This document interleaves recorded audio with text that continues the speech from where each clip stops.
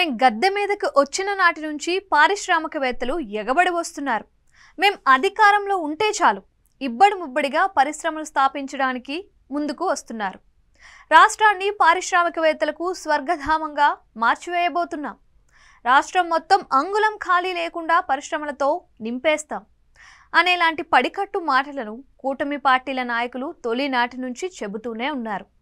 ఏదో ఒక పారిశ్రామికవేత్తతో భేటీ అయి రావడం, ఇదిగిదిగో వాళ్ళు వచ్చేస్తున్నారు అని టముకు వేయడం, రేపొస్తున్నారు ఎల్లుండి వస్తున్నారు అంటూ నాంచడం అలవాటుగా మారుతోంది. ఇప్పుడు మంత్రి నారా లోకేష్ మాటలను గమనిస్తే ప్రభుత్వం పెద్దలు చెబుతున్న పెట్టుబడుల మాటలన్నీ ఉత్తుత్తి నాటకాలేనా అనే అనుమానం ప్రజలకు కలుగుతోంది. పెట్టుబడులు వచ్చేస్తున్నాయని తాము చెబుతున్న మాయ మాటలు బయటపడిపోయే సమయంలో కొత్త సాకులు వెతుక్కుంటున్నారా అనే అనుమానం అయితే కలుగుతోంది. నారా లోకేష్ విశాఖపట్నంలో చెబుతున్న మాటలను బట్టి రాష్ట్రంలో పెట్టుబడులు పెట్టడానికి పారిశ్రామికవేత్తలను కలిస్తే వారు ఒక పట్టాన ఒప్పుకోవటం లేదు. జగన్ మళ్ళీ సీఎం కాలేరు అని హామీ ఇవ్వాలని అడుగుతున్నారంట. ఆ మేరకు బాండ్ పేపర్పై సంతకం కూడా చేయాలి అని అంటున్నారంట.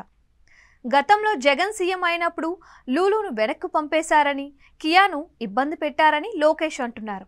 ఇలాంటి బూటకపు మాటల ద్వారా పారిశ్రామికవేత్తలు తమని బాండ్ పేపర్పై సంతకం అడుగుతున్నారని చెప్పటం ద్వారా లోకేష్ ఏ సంకేతం ఇవ్వదలుచుకున్నారు?